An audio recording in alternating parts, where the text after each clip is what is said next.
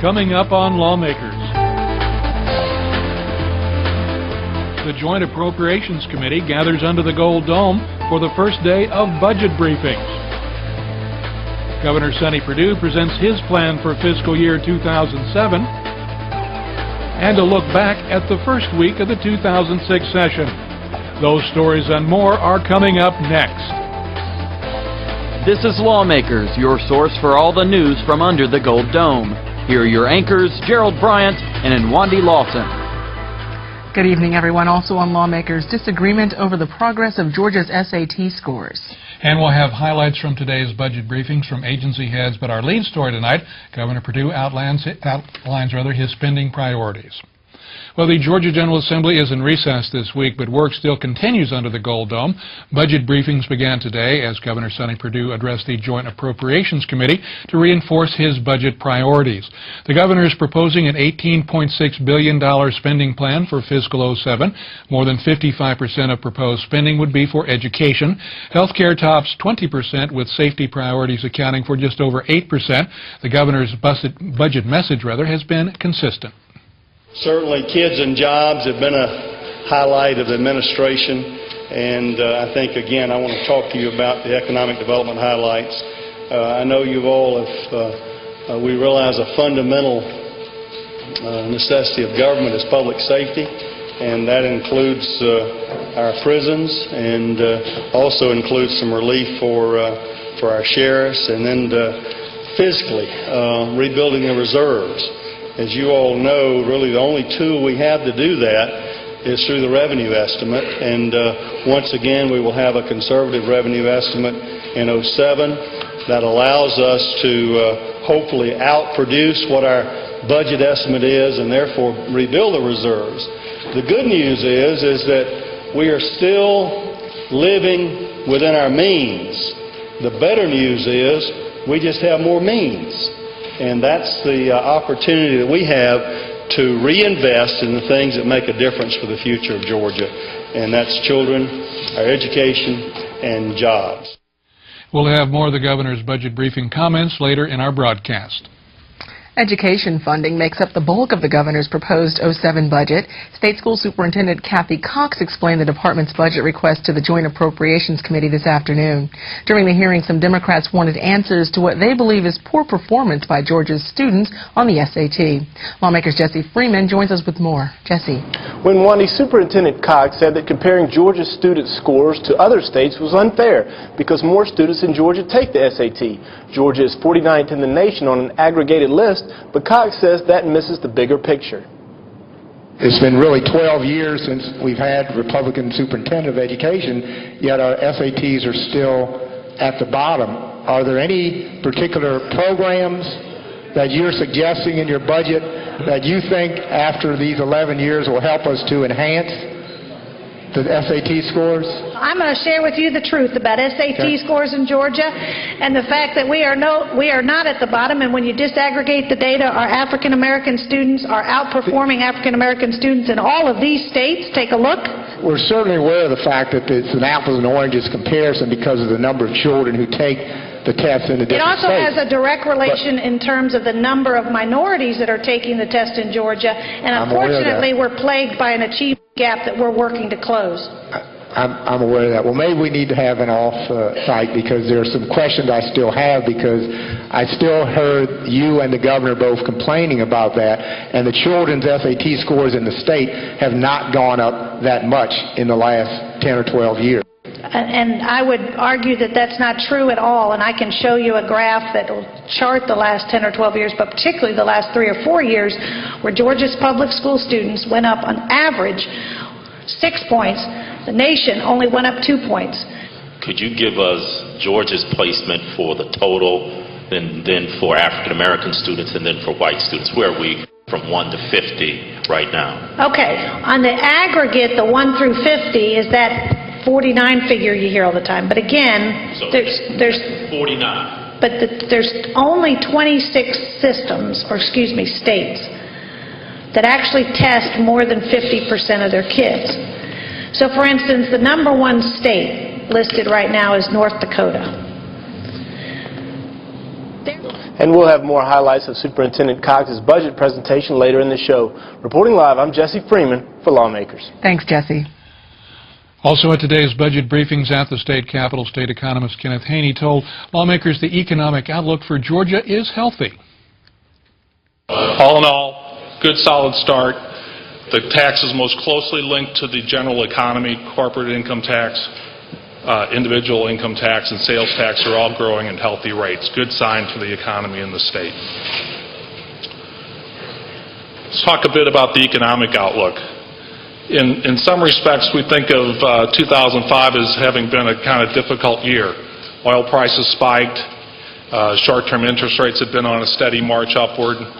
But all in all, if you look at fiscal year or calendar year 2005, we see very strong GDP, real GDP growth. Started out the year at about 3.8% in the first quarter, dipped a little bit in the second quarter, but then really came back strongly in Q3. And remember that Q3 included the first month of Katrina impact, September of the year. So we breached the 4% growth mark in that quarter.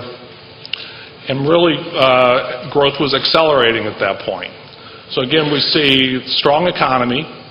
Despite all the pain associated with Katrina and the other hurricanes, the economy's been very resilient. As we look forward, we expect, though, that growth will continue but begin to moderate. State Revenue Commissioner Bart told members of the Joint Appropriations Committee that his department had tightened up procedures and in doing so generated some additional revenue for the state.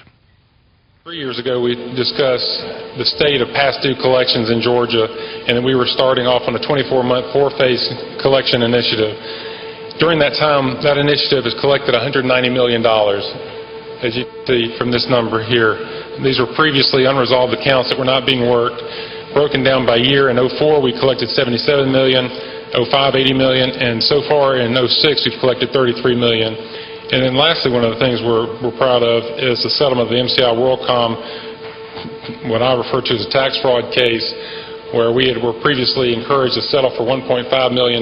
We felt that that set a bad precedent for Georgia and all of the corporations operating here. We did not have budgeted money to litigate that. We chose to litigate it, and the resulting settlement was $39 million, which was deposited, I believe, in October. More budget news coming up. Well, from a new voter ID bill passing the House to Governor Perdue's State of the State address, week one of the 2006 session was quite eventful. David Zelski joins us from the Capitol with a look back at what happened last week. David. Well, Jared, along with the House getting off to a quick start passing the voter ID bill, Governor Perdue and some leaders of the legislature had a chance to lay out their plans for the next 40 days. And this year, education is the key. On Monday, the House got off to a quick start. Two committees met to handle issues dealing with eminent domain in a new version of a voter ID bill. I believe that if Republicans are so interested in morals and values and being people of faith, then they ought to talk about the issues. And those ought to be the things that bring people to the polls, not locking people out from the political process. A judge ruled last year's version, House Bill 244, unconstitutional, but supporters of the bill believe Senate Bill 84 is the answer. All this bill really ultimately says is that when you come to vote, be prepared to show us that you are who you say you are, just like you have to do to get a medical procedure, to rent a video at Blockbuster, or to walk into a Sam's Club. Show us you are who you say you are, and bring a photo ID. On Tuesday, the Georgia Chamber of Commerce held their annual Eggs and Issues breakfast, where Governor Perdue and other Georgia leaders laid out their goals for the session. This year we're going to have a truth in class size bill. In kindergarten, the absolute maximum class size goes from 20 to 18, in 1 through 3 from 23 to 21, and reduces 4 in the 4th and 5th, and in the 6th, 7th, and 8th grades. A 4% pay raise at a minimum for all teachers. You can see an investment of $217 million. Our classroom construction, folks, and buses, bonds for buses. Look at that number. $447 million. If we're going to have lower class sizes, we're going to have more classrooms. I support Governor Sonny Perdue and his agenda, and I'll do everything in my power to support him in trying to lead this state as the CEO of this state. And you tell me the last time a Speaker of the House stood before you and told you that he was publicly going to support the governor of this state, and we're going to move forward and lead this state in the fashion that's been led the last 4 years. The Senate will support the governor's call for more than $1 billion in new spending on education. Unfortunately, for the last 3 years, we faced a recession and declining revenues, and we've had to ask teachers and state employees to help us get through that with little or no pay raises and with increased health insurance benefits. This year, we hope to invest that money back into education and give them our deepest gratitude. Today, students and families are reaching into their pockets to buy things that hope used to pay for. The greatest college scholarship program in the nation deserves better than that. On Wednesday afternoon, Governor Perdue gave his State of the State address, where once again education was the key. My agenda for Georgia is based on what Georgians themselves have told me that are their priorities: education, children, jobs, and safe communities. Now that the revenue's there, I think he showed his commitment to education. The governor has, I think, made a bold move in funding education. I think we really need to work in Georgia for open government and a transparent process. The peach care issue and these things that relates directly to our children, to that segment of our community, we felt those were not covered adequately. Also on Wednesday, the House voted to lower the tax on propane and natural gas from 4% to 2%, one of Governor Perdue's initiatives. We're not going to profit on the backs of our taxpayers with a windfall, and that's what we're doing. We're giving back this windfall to the people of the state of Georgia. And on Thursday, the House voted to pass Senate Bill 84, the voter ID bill, but not before over 5 hours of debate. We've had an example of how this already works well, and this bill makes it even easier to go through the process.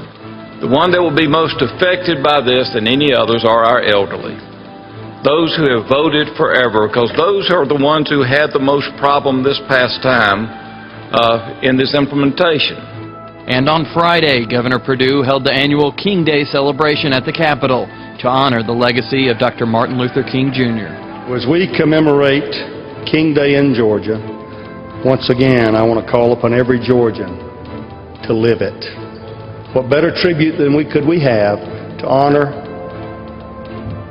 this legend and to live out his dream. And that's a look at what happened last week in the Georgia General Assembly. Now, the Senate is expected to debate the voter ID bill when they convene again on Monday for Legislative Day number 6. Reporting live, I'm David Zelski for Lawmakers. Thank you very much, David. Well, in her first presentation to the Joint Appropriations Committee, the new commissioner of the Department of Community Health told legislators that DCH's amended 2006 budget includes $207 million in Medicaid savings. The commissioner, Dr. Rhonda Meadows, anticipates over $21 million in savings from care management organization providers, plus an additional $11.5 million CMO savings adjustment to the estimates for outpatient care and prescription drug coverage. That yields $16.8 million, while $157 million in reserves rounds out the equation. In the upcoming fiscal year, Dr. Meadows said Medicaid investments would include a 5.5% or $20 million increase in nursing home reimbursement, $1 million transfer to Hugh Spalding's Children's Hospital to transfer Hugh Spalding Children's Healthcare to Healthcare of Atlanta, and about $1 million each for newborn screening and allowance money for nursing home residents. With $400 million of the DCH budget designated for 60,000 new Medicaid enrollees, Representative Mickey Chanel wondered what is fueling the increased need for Medicaid coverage. State revenues, thankfully, are going up significantly, and the economy has turned around. To what do you attribute a continuing growth in the number of covered lives, or the increase in the number of covered lives? Well, I think that I would be guessing, but I guess my guess is as good as just about anybody else's at this juncture. And I would say that, just because the economy is going up doesn't mean that all the people who lost their coverage or lost their jobs before have recovered and regained all of that. Some of them have probably tapped out whatever resources that they did have so that they now qualify for Medicaid. Commissioner Meadows also received a number of inquiries about the new state employee health plan administered by United Healthcare. Legislators from North and South Georgia said their constituents had been denied access to an adequate number of health care providers. I feel like that they've been treated unjustly and unfairly and compared to the rest of the state, which had that opportunity, but because the United Healthcare could not agree with the hospital, the enrollment date was closed and was not allowed to be opened again. You know, I will have to add, if I may, that my first week here was listening and watching. Actually, my first week before I actually came on as commissioner was watching in the news the issues going back and forth between a health plan and hospitals, and watching patients be put in the middle of it, and watching people be afraid and be scared of what was going to happen to their health care and their provider. So I watched this, and I would just have to say that there's probably enough blame to go around with people not coming to terms, not agreeing, not settling the negotiations in a timely manner that gave the ultimate customer, the patient or the health plan member, the opportunity to make a choice. So, you know, whether we can say it's United, we can say it's the hospitals, we can say it's providers, I'm going to tell you that before I became commissioner and I was sitting out there minding my own business as a private citizen, a lot of people had a piece of that blame. United Healthcare says it has negotiated contracts with 12,700 providers around the state. Commissioner Meadows told the committee that the federal regulations prevent the DCH from reopening the enrollment process. Well, under the proposed 07 budget, $4.4 million in state money would be earmarked to pay for additional Child Protective Services caseworkers approved by the General Assembly last year. Plus, Department of Human Resources Commissioner B.J. Walker says more elderly clients of Georgia's DHR would be able to receive services that would allow them to continue to live at home.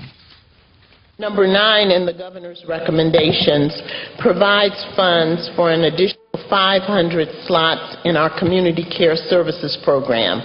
This is the program for eligible elderly clients which provide services that enable them to live at home and avoid nursing home care. It's been a very effective program, and we're asking for an additional 500 slots in that program. Number 11 allows us to annualize the cost of the 500 additional Child Protective Services caseworkers that the General Assembly passed as part of our 06 budget. So we have hired all of those caseworkers, and we are annualizing costs in this 07 budget proposal. And we'll hear more from Commissioner Walker a bit later in the program. Now, our nightly reminder for those of you with access to the Internet, you can watch Lawmakers online. Visit our website at gpb.org for more information. Just click on Watch Online, then follow the instructions for watching live or looking at past Lawmakers programs in our archives. That website address again is gpb.org. Just another way we keep you apprised of what's going on at the Georgia General Assembly. We'd also like to recommend another website that's a valuable resource about information on the Georgia General Assembly. Go to www.legis.state.ga.us. That website is also a great research tool that we at Lawmakers use on a regular basis. We return to our coverage of today's budget briefings with more from Governor Sonny Perdue. The governor talked about the additional revenue reflected in his $18.6 billion recommended budget. You've heard us talk about $1,250,000 in new revenue, and I want to show you how we plan and we recommended to spend it, and for your consideration. Once again, educated, healthy, safe, and growing have been priorities, as well as being the best managed state in the nation. You can see that the educated money goes right here. $1,014 million. That's 72% of the new money. You've heard before. We're investing more in a healthy Georgia through our health care premiums and Medicaid offerings. The Safe Georgia, almost $98 million in new revenue. Certainly jobs here. Economic development, I'll show you some more later, about $79 million. And then those things, investing in the infrastructure and the improvements so we continue to save money and invest in efficiencies to reinvest back in the state. The governor also put in a plug for his recommended raise for state teachers. He unveiled that proposal last week in his State of the State address. The Department of Education K-12 highlights here $217 million for a 4% teacher pay raise, $201.5 million in the QB formula funding, and $163 million for K through 8 class size reduction. I'll show you the numbers on that in just a second. $138 million to cover increased health care costs. That helps us avoid passing along premium increases to our employees. Once again, I think if you look at teacher salaries, we ought to take pride in the fact that Georgia teacher salaries are the highest in the Southeast. Put in a couple of these others here from Oklahoma, over $10,000 greater than Oklahoma, over $5,000 greater than Texas. And every state around us, South Carolina, North Carolina, Florida, and Alabama, all are at less than our average teacher salaries. And I made the commitment, and I think you want to join with me. And as long as that I occupy the office that I occupy, I don't plan on this changing. Georgia teachers, in my opinion, ought to be the highest paid in the Southeast, and we will present budgets that make sure that that does happen, and I hope you will approve that. Education funding comprises much of Governor Sonny Perdue's fiscal year 07 budget. State School Superintendent Kathy Cox explained her department's budget increases to the Joint Appropriations Committee today. She said most of the increases were due to Georgia's growing and diverse student body. Here she explained some of the administration's initiatives and what they'll cost. The first addition I want to talk about is the almost $217 million ad for a 4% teacher raise, which is very significant. It's well-deserved. And note that teachers who are on the salary scale, who also get a step increase, over 50% of our teachers will in fact get a 7% raise. The next big addition I want to talk about, which is also incredibly significant for people all in education, is the $138 million addition to keep healthcare costs stable for next year. That is a huge addition to this budget, which means a lot to a bus driver or to a teacher if their increase in health care is not eating up their pay raise. The next big add is the $163 million for class size reduction. The governor's labeling this truth in class size law, and what he's trying to do is say, as a parent, if I walk into my son's 6th grade math class, I ought to be able to count 28 or fewer students, period, point blank, no excuses. With that addition, he is negating about 49% of any of the previous austerity cuts that we've asked our districts to take. Couple this with the full funding of the capital outlay program to get them to build the classrooms and get everybody back up to speed, since they've been collecting local revenues, which gets these construction projects going. Our school systems are going to be building, and we should have classroom space shortly. Hopefully within a year or so we'll get everybody back in a classroom. The governor and I both agree that we've got to have high-performing principals in our schools that need them the most. So this is just the beginning of what we hope to be a plan to help recruit proven high-performing principals who have been working with schools and kids that people say, you could never do it, but they're doing it. And we want to take them and we want to put them in some other places around the state after they've been successful one place and help them raise achievement in others by giving them bonuses, helping that local system give them a supplement, because so many of our little systems can't afford a supplement. Their tax base won't do it. And this is going to help recruit those people and put them in the places that need them the most. Cox also discussed the costs of other Perdue initiatives today, including putting a dropout prevention counselor in every high school and a $100 gift card for every teacher in the state. Since this afternoon marked Dr. Rhonda Meadows' first time fielding budget questions for the Department of Community Health, House Appropriations Chair Ben Harbin asked her to introduce herself to the committee. I am a family physician by training and a big fan of the school of treat your customer right, and my customer would be my patient line of school of thought. I was trained undergrad at Cornell University in New York, where I received my degree in biology and business management. I went to Morehouse School of Medicine for medical school.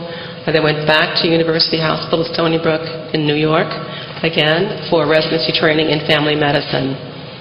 And then to complete the going up and down the East Coast, I came back down to Atlanta, practiced medicine for about 4 years here in Atlanta for Kaiser Permanente, and then went to the wonderful state of Florida. No booze, okay. And practiced medicine at Mayo Clinic in Jacksonville for about 7 years. At Mayo Clinic, I practiced full range of practice, babies to grandmas, inpatient, outpatient, nursing home, taught residents, taught medical school students. And then I got this wonderful idea about learning more about healthcare management, and went to work for Blue Cross Blue Shield of Florida as a corporate medical director. Prior to becoming Georgia's Community Health Commissioner, Dr. Meadows also spent 3 years overseeing Florida's Agency for Health Administration. She was also a consultant and a manager for the Centers for Medicare and Medicaid Services. DHR Commissioner B.J. Walker, in her budget briefing today, mentioned the $6.3 million request that would benefit consumers of the Mental Retardation Developmental Disabilities waiting list. That money would fund 750 waiver slots. Representative Jeff Brown questioned the scope of that expenditure.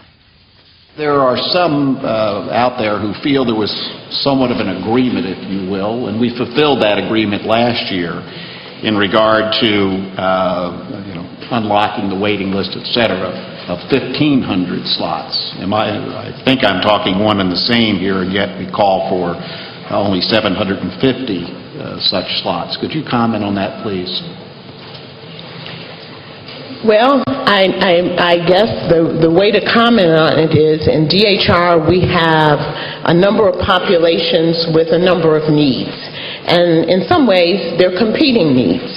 And so when you look at the total budget and the total opportunity to address each and every need that presents itself, within this recommendation it was felt that 750 waiver slots allowed us to both address the need with MRDD clients as well as address some of the other needs that we have across other areas and programs of DHR. The 750 waiver slots added to the 925 from last year represents a significant increase over the last 2 years in the number of waiver slots available. I believe the year before last there were only 20 waiver slots offered as part of the budget. So we believe we're going to continue to make quite a bit of progress with the 750 slots to bringing down the waiting list in this area. Coming up tomorrow on Lawmakers, budget briefings continue with funding priorities from higher education, transportation, and corrections, among others. We'll have those highlights tomorrow night at 7 here on Lawmakers. If you missed any part of this Lawmakers broadcast, be sure to tune in tomorrow morning when Lawmakers repeats at 5:30 a.m. Now stay tuned for Wild Chronicle. That's coming up next here on GPB. And that is our broadcast for this, the first day of budget briefings at the Georgia General Assembly. I'm Gerald Bryant. And I'm Wandi Lawson. Thanks so much for joining us. Good night, everybody.